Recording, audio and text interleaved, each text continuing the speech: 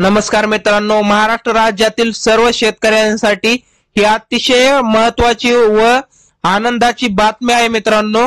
तर पंतप्रधान पीक विमा योजना, नवा बदल नवी योजना, रब्बी पीक विमा 2023। तर मित्रांनो, या योजनेमध्ये काय बदल झालेले आहेत व कशा प्रकारे शेतकऱ्यांना याचा फायदा होणार आहे व कशा प्रकारे लाभ मिळणार आहे ते आजच्या व्हिडिओमध्ये आपण सविस्तर पाहणार आहोत।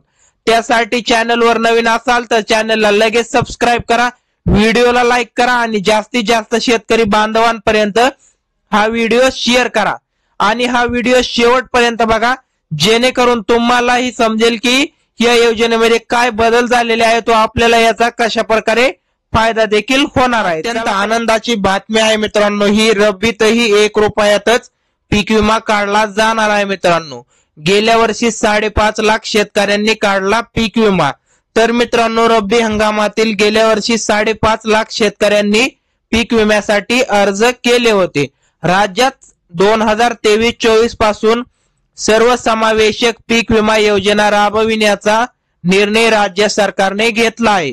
त्यानुसार शेतकरी हिश्श्याचा विमा हप्ता रक्कम राज्य सरकार भरणार आहे मित्रांनो। या योजनेमध्ये कर्जदार तसेच बिगर कर्जदार शेतकऱ्यांना सहभागी होता येणार आहे।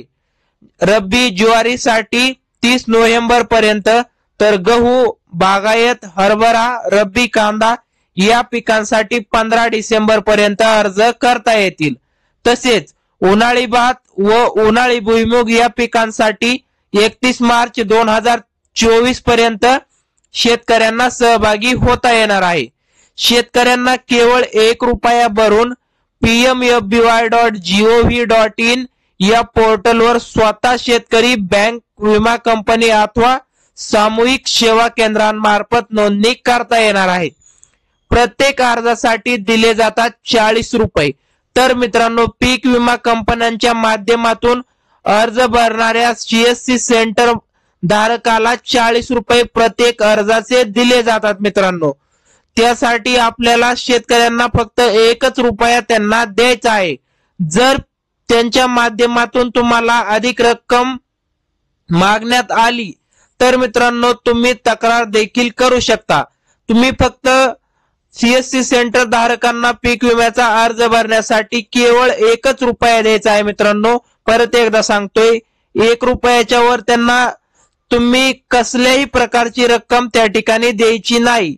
ती जी रक्कम आहे ती पीक विमा कंपन्यांच्या माध्यमातून त्यांना वितरित केली जाते मित्रांनो। जर तुम्हाला पैशांची मागणी करण्यात येत असेल तर तुम्ही संबंधित कृषी अधिकारी, तहसीलदार, तालुका कृषी अधिकारी, जिल्हा अधीक्षक कृषी अधिकारी, जिल्हा अधिकारी यांच्याकडे तक्रार देखील मित्रांनो करू शकता। तर आता आपण पाहूयात कोणत्या जिल्ह्यासाठी कोणती इन्शुरन्स कंपनी आहे। तर पुणे, हिंगोली, अकोला व उस्मानाबाद या जिल्ह्यासाठी HDFC general insurance company. Satara, Nagar, Nashik, Chandrapur, Solapur, Jalgaon जिल्ह्यासाठी ओरिएंटल इन्शुरन्स कंपनी लिमिटेड ही कंपनी आहे मित्रांनो।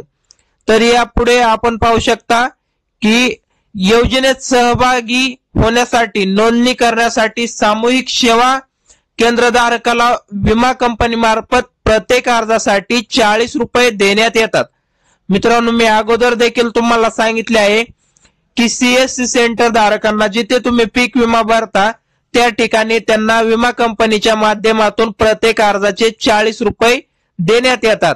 त्यासाठी तुम्ही 1 रुपया फक्त त्यांना द्यायचा आहे मित्रांनो। तर अशा प्रकारे आपण आपले लवकरात लवकर रब्बी पीक विमा योजनेचे अर्ज भरून घ्या। यावर आपण व्हिडिओ देखील बनवणार आहोत। धन्यवाद मित्रांनो, भेटूयात नवीन व्हिडिओ मध्ये नवीन माहितीसह।